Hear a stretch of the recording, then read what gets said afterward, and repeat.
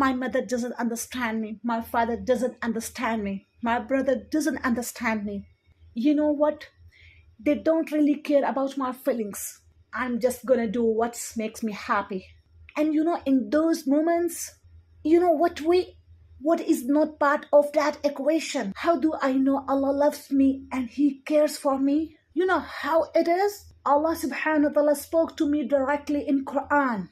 And Allah spoke to me, and every word He spoke to me is out of His love and care for me. So now, when I open up His book and when I read His words, there is something going on in the back of my head there is a switch that's always on.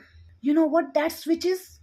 Whatever He's saying because He loves me and cares for me. So I'm gonna find in these words how He's showing me His love and His care.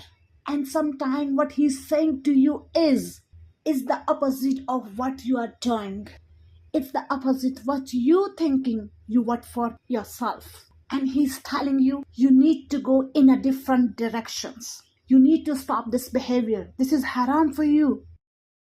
Somebody could be in the depths of darkness. They turn to Allah for that one moment, and Allah will hear them. That's our religion. So our religion doesn't put qualification on some people's du'as are more acceptable than others. The condition isn't who you are or what you have done. The condition is what is the sincerity of your heart at the moment you are making the dua. We ask Allah directly for forgiveness. We don't need to go through someone to ask for forgiveness. We don't have someone who's closer to Allah. And therefore, if you go to them, then your prayer will be accepted because you yourself are scum. You are worthless. The Quran principle is, I respond to the prayer of the one who prays to me.